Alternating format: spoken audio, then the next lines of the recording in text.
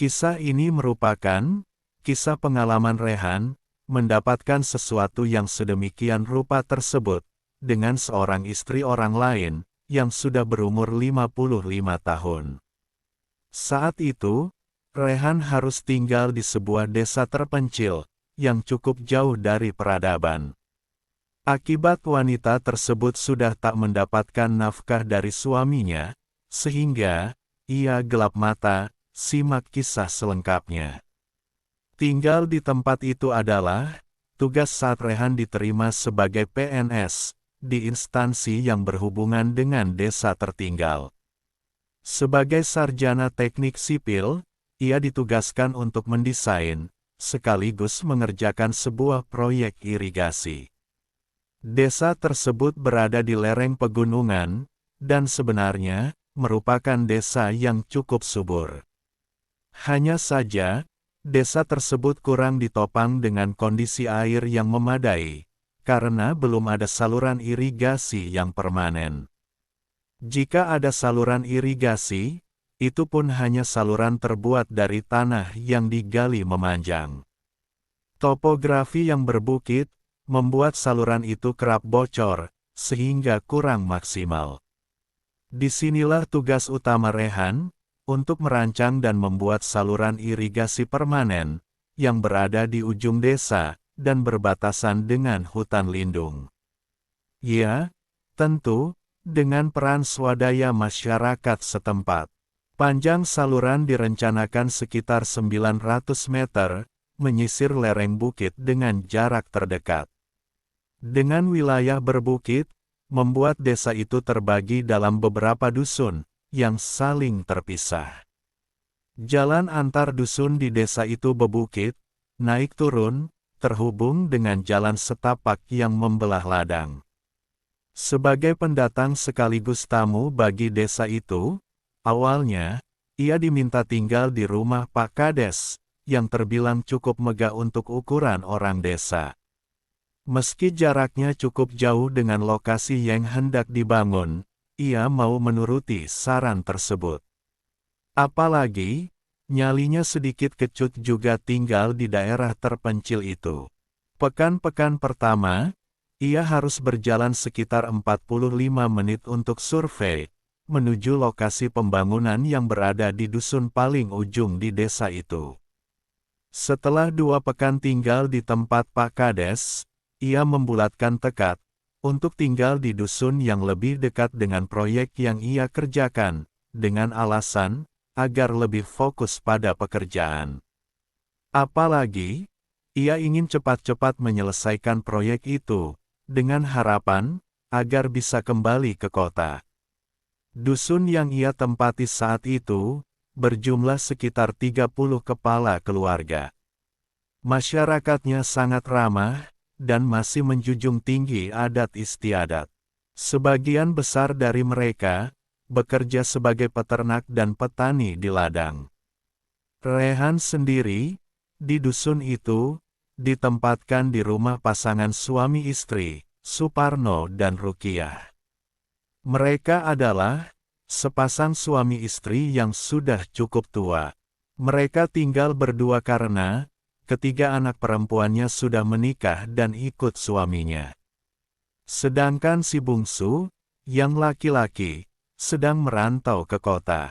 Keramahan kedua pasangan itu membuat ia betah tinggal di rumah itu, meski terbilang sederhana. Apalagi, Rehan sudah dianggap seperti anaknya sendiri. Awal pekan ketiga, masih dilakoni dengan tugas survei, dan merancang gambar bangunan irigasi, guna menentukan titik-titik yang dirasa tepat, jika dilalui saluran tersebut. Dengan tinggal di rumah pasangan Suparno dan Rukiah, membuat kerja Rehan lebih mudah, dan jaraknya lebih dekat, untuk menuju air terjun, yang menjadi sumber air irigasi, dan hanya butuh waktu 15 menit saja. Tidak seperti hari-hari sebelumnya, hari ini, Rehan berangkat lebih siang menuju lokasi survei.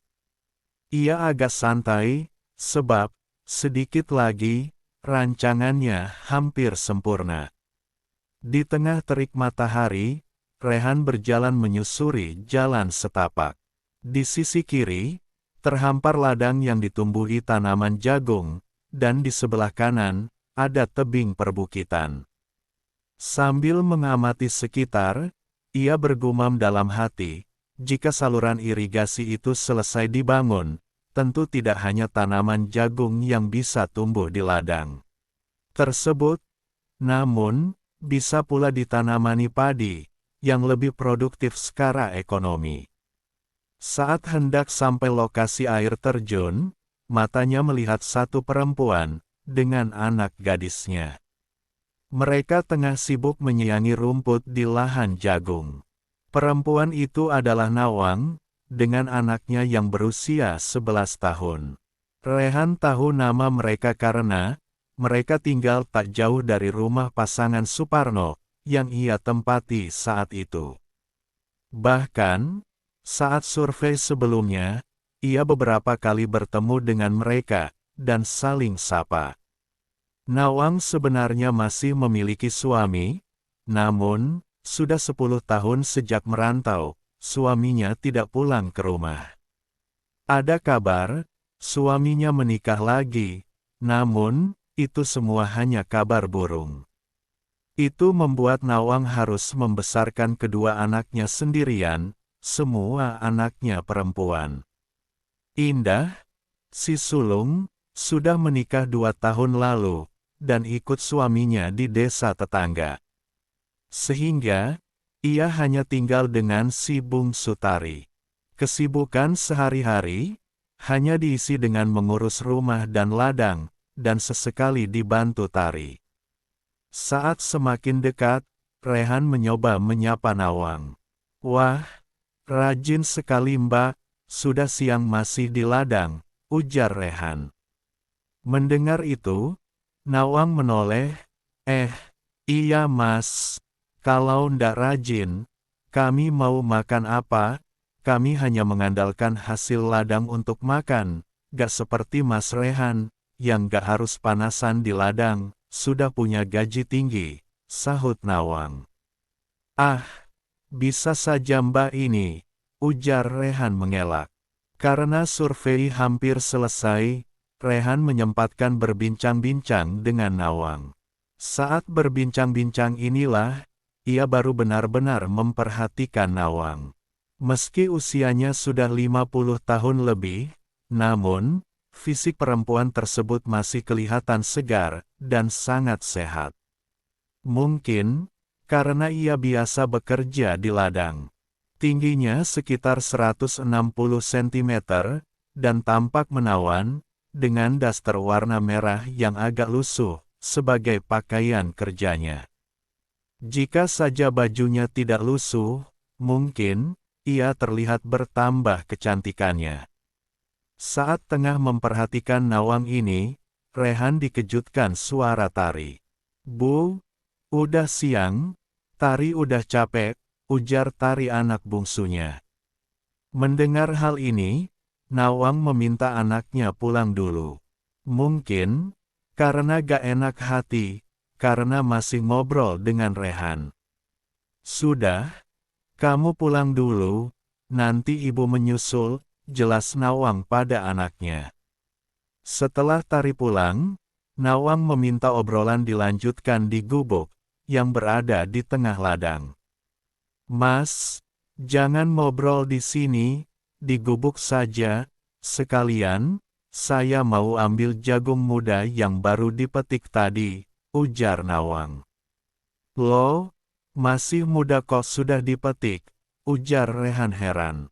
"Ya memang harus dipetik, satu tanaman, hanya satu jagung saja, supaya besar, jika berbuah lebih dari satu, dipetik saat muda untuk dijual ke pasar, bisa dimasak sayur," ujar Nawang. Tanpa berkata lagi, Rehan berjalan mengikuti Nawang. Saat berjalan itulah, matanya kembali memperhatikan keanggunan fisik Nawang. Saat itu, di matanya makin jelas melihat, bahwa perempuan di depannya, benar-benar begitu membuatnya terkesima. Perawakannya yang begitu menawan, begitu terlihat jelas, dibalut kain jarit sebatas lutut. Melihat itu, tak terasa, Rehan menelan ludah, dan jakunnya naik turun. Gejolakannya, dengan perlahan namun pasti, mulai tumbuh. Saat menyusuri pematang itulah, tiba-tiba Nawang terpeleset, dan berteriak kecil. Dengan sigap, Rehan menangkap Nawang dari belakang. Namun, itu justru membuat mereka berdua limbung, terpelintir, dan jatuh berguling ke ladang jagung di tepi pematang. Secara naluriah, tangan kanan Rehan melindungi bagian kepala Nawang, agar tidak terbentur tanah. Sedangkan tangan kirinya, memegang bagian pinggang. Sementara kedua tangan Nawang, menjangkau erat pundak Rehan, untuk perlindungan. Kondisi ini, justru membuat raga Rehan menghimpit erat. Nawang. "Gak apa-apa mbak?" tanya Rehan sambil khawatir. Nawang yang ditanya, malah diam. Terlihat wajahnya masih kaget dan takut. Namun, itu tak berlangsung lama. "Ndak apa-apa kok mas, cuma kaki dan punggungku sedikit sakit," jelas Nawang. Mendengar ini, Rehan mencoba memeriksa belakang Nawang. Namun tiba-tiba, Nawang sadar bahwa ia terhimpit oleh Rehan. Ia buru-buru mendorong Rehan, ini membuat Rehan juga sadar bahwa ia menghimpit. Rehan lantas buru-buru mengangkat raganya, namun, saat hendak duduk, justru ia melihat pemandangan panorama alam indah di depan matanya. Melihat hal ini, jantung Rehan berdetak lebih cepat, terdiam, dan begitu gugup dipandang seperti itu. Nawang sadar, ia terkejut, dan lantas menyilangkan kedua tangannya, dan wajahnya terlihat tersipu malu. Melihat hal ini, Rehan mencoba memalingkan wajahnya. Meski di hati tak ingin melepaskan panorama pemandangan indah di depan matanya. Melihat Rehan berpaling, Nawang lantas segera membenahi dasternya. Namun, karena satu kancing sudah putus, salah satu tangannya harus tetap memegang daster itu. Dari duduk bersimpuh, ia mencoba berdiri. Saat hendak berdiri itulah, tiba-tiba, pergelangan kakinya terasa sakit karena terkilir, namun, ia paksakan berdiri. Dan itu justru membuat dirinya goyah dan jatuh kembali. Sial, sebelum jatuh, kakinya menginjak kain jarik. Mendengar teriakan lirih Nawang saat jatuh, membuat Rehan menengok kembali. Kondisi ini membuat wajah Nawang kian tersipu. Rasanya ingin menangis, kedua kaki secepatnya rapat, dan kakinya ditekuk. Sedangkan kedua tangannya masih memegang erat dasternya. Gejolakan Rehan semakin tak terbendung. Namun demikian, masih ada rasa iba di hatinya. Dengan perlahan, dihampiri Nawang, diambilnya kain jarik, kemudian, dipakaikan untuk menutup. "Maaf mbak," kemudian, Rehan membopong Nawang. Namun, saat hendak dibopong, Nawang menolak. "Jangan mas, gak enak dilihat orang desa," ucap Nawang. Namun, Rehan tetap membopong perempuan tersebut. "Gak apa-apa mbak, kaki mbak sedang sakit itu. Aku bantu gendong ke gubuk aja, siapa tahu, setelah istirahat, nanti bisa sembuh," jelas Rehan. Gejolakan yang sudah sangat tak dapat terbendung lagi, membuat Rehan tidak membopong Nawang ke arah gubuk. Justru, ia berjalan ke tengah-tengah ladang jagung. "Mau kemana mas? Gubuknya di sana." "Ini mau kemana?" ujar Nawang. Mendapat pertanyaan seperti itu, Rehan hanya diam, dan terus berjalan masuk, di antara rerimbunan pohon jagung. Saat benar-benar di tengah ladang, ia dudukkan Nawang di atas tanah. "Mas, ada apa?"